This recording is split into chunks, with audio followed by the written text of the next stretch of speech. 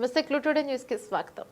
తెలుగు విశ్వవిద్యాలయంకు పొట్టి శ్రీరాములు పేరు మార్చుటకు ప్రభుత్వ నిర్ణయాన్ని వ్యతిరేకిస్తూ ఆర్యవైశ్య మహాసభ వికారాబాద్ జిల్లా తరపున కలెక్టర్కి వినతి పత్రం ఇవ్వడం జరిగింది. భాషా దినపత్రిక ప్రతిపడిక రాష్ట్రాల ఏర్పాటు కోసం 56 రోజులు దీక్ష చేసి తెలంగాణ, ఆంధ్ర కలిపి తెలుగు రాష్ట్రంలో ఏర్పాటు కృషి చేసిన వ్యక్తి పొట్టి శ్రీరాములు.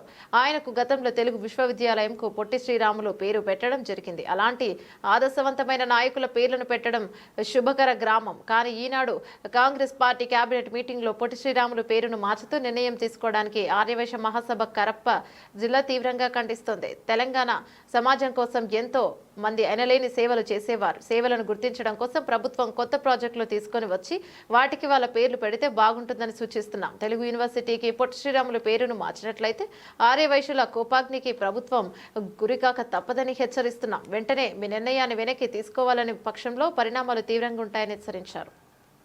ఈ ఆర్యవైశ్యులకు జరుగుతున్న అన్యాయం ప్రతిసారి కూడా అన్యాయం జరుగుతూ ఉంది.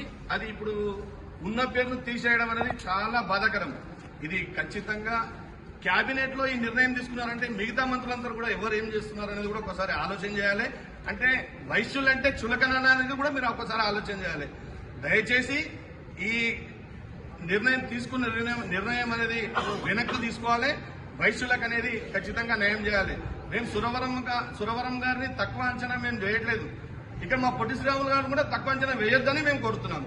ఈ సభాముఖంగా కలెక్టర్కి వినతి పత్రం మెమోరాండం ఇవ్వడానికి వచ్చినాం. కావున ప్రతి ఒక్కరికి ఇక్కడికి ఇచ్చేసిన ఆర్యవైశ్య మిత్రులందరికీ ప్రతి ఒక్కరికి కూడా ధన్యవాదాలు.